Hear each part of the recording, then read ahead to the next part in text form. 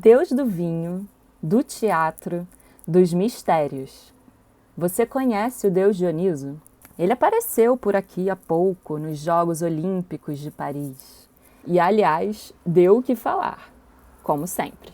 Se você quer saber um pouco mais sobre essa figura paradoxal, vem comigo que eu vou te contar o que eu pesquisei sobre ele. Nesse vídeo, vamos falar sobre a loucura dionisíaca e seu caráter catártico. Então, se você não conhece o mito, espera só um pouquinho que já sai vídeo com a narrativa. Na Grécia Antiga, a religião era um dever do cidadão. A vida religiosa permeava toda a vida cívica. Os ritos eram públicos, um dever do cidadão que vivia na cidade grega. Cultuava-se os deuses do Olimpo, deuses que eram imanentes ao cosmos e podiam, portanto, interferir na vida humana. O culto ao deus Dioniso não fazia parte da religião cívica, mas era algo estranho a ela. Como vimos no vídeo anterior, antes do surgimento da filosofia, a verdade era revelada pelos deuses, e essa revelação estava associada a uma loucura divina. Platão, no Fedro, cita 4 loucuras que são enviadas como dádivas pelos deuses: a loucura poética, a profética, a teléstica ou ritualística e a erótica. Vimos que a loucura profética era inspirada pelo deus Apolo e a poética pelas musas. Já a loucura ritualística está ligada ao deus Dioniso, e é isso que a gente vai abordar nesse vídeo. Se profecia e poesia mostram de maneira clara a relação entre loucura e sabedoria na Grécia arcaica, na questão da ritualística, a loucura inspirada pelo deus Dioniso, a gente vai perceber que isso tem a ver com cura e purificação. O culto ao deus Dioniso apareceu tardiamente na cultura grega, por volta do século 8 a.C. O dionisismo não era uma extensão da religião cívica, mas algo estranho a ela. O papel de Dioniso não é de fundamentar uma ordem social, mas sim subvertê-la, transportando os homens aos tempos primevos, em que homens, animais, natureza e deuses viviam em comunhão, num estado de total integração com a natureza e o mundo selvagem, ou seja, oposto ao que seria uma vida civilizada. O culto de Dioniso era bem diferente do culto de Apolo, deus da profecia. Este, Apolo, tinha um teor fortemente aristocrático, e a sua loucura era inspirada de maneira individual. Era uma relação entre Apolo e sua noiva, a Pitonisa.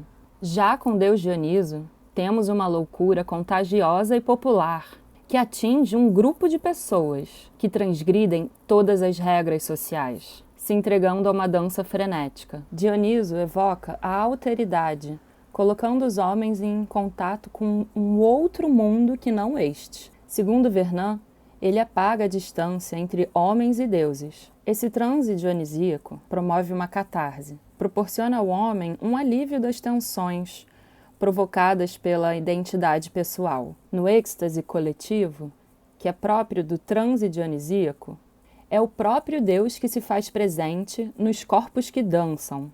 Os possessos abraçam a presença do Deus, unindo-se num só corpo que dança. Em Dioniso, confluem contrários: masculino, feminino, selvagem, civilizado, divino, humano. Miticamente, Dioniso pode ser o deus mais agradável e bondoso, e ao mesmo tempo, o mais terrível e cruel. Para quem o aceita, ele proporciona êxtase e alegria, integração com o divino na sua forma mais essencial. Mas para quem o rejeita, para aqueles que não o reconhecem como Deus, digno de culto e devoção, ele envia como castigo a sua mania, uma loucura que resulta no horror e nas piores máculas, um retorno ao caos e ao mundo sem regra. É, portanto, necessário que a cidade grega acolha o deus Dioniso e o cultue, o honre devidamente, para ficar livre, assim, das terríveis consequências de sua loucura descontrolada. De forma que, para as mulheres, é destinado um transe ritualizado e controlado, e para os homens, as festas, bebedeiras, a máscara e o disfarce. O mito e o rito de Dioniso evocam a vida e a morte como um par dialético, onde a indestrutibilidade da vida se acha presente no paradoxo. Tradicionalmente, as festas em honra ao deus Dioniso se davam num período de 3 anos. No primeiro ano ocorria um tipo de rito, no segundo outro e depois a repetição. Essa alternância expressa a descida ao Hades feita por Dioniso e seu retorno. Hades é o submundo na mitologia grega, o mundo dos mortos. Mas atenção, não é porque ele foi até o Hades e voltou que ele é adorado como um deus da morte. Não, ele é um deus que mesmo na morte não morre. Ele vai ao Hades e retorna ao mundo dos homens. No primeiro ano dos rituais, exalta-se o teor quitônico de Dioniso, isso é, subterrâneo, ligado à terra. Durante o ano de estadia de Dioniso no Hades, as mulheres evocavam o deus no intuito de despertá-lo da morte, com um canto. Entoavam hinos e adoravam ao deus em grupos, as bacantes. No segundo ano de rituais, era o deus que convocava as pessoas a despertarem de suas vidas cotidianas. Dioniso era então o senhor da vida transbordante e chamava a todos a uma morte simbólica. As mulheres se tornavam Mênades, enfurecidas em seu transe, sacrificavam um animal e o despedaçavam vivo. Dado esse teor contagiante, desregrado, descontrolado do transe dionisíaco, não é de se estranhar que a cultura grega fosse bem avessa. Afinal de contas, a gente está falando de uma sociedade dividida por senhores e escravos, onde os homens tinham total domínio sobre as mulheres, ou seja, controle e violência. O pensamento grego tinha valores centrais de ordem e medida, e Dioniso representa uma ameaça a isso, já que ele cura pelo excesso, pela desmedida. No mito, encontramos que as cidades que o rejeitam sofrem penas terríveis.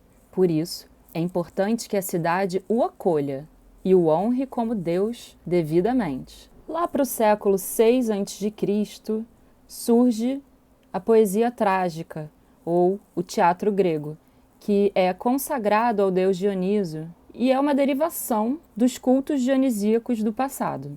No teatro grego, perde-se a experiência efetiva da possessão. O transe agora, no caso, é vivido apenas pelo ator. É o ator que vivencia essa alteridade, portando sua máscara. Permanece, no entanto, a ação da divindade que purifica sentimentos violentos. Mas essa ação não é mais decorrente de um transe, de um Deus que toma posse dos corpos, mas sim uma forma bem mais branda de dissolução, de purificação da identidade, que acontece através da identificação do público com o herói trágico. O momento do nascimento da tragédia foi um momento de crise da cultura grega. Chocava-se então 2 mundos, o da oralidade e o da escrita. Desse processo, surgiu o nosso pensamento filosófico e fez a gente chegar até aqui. Mas o que será que do passado a gente pode pegar de útil para hoje em dia, sem desmerecer a conquista da verdade justificada pelos métodos científicos? Que ferramentas a gente pode encontrar num período tão distante? É possível trazer alguma coisa do passado para cá? Nos próximos vídeos, a gente vai ver um pouco mais sobre o mito de Dioniso, então vem comigo que tem mais coisas chegando por aí.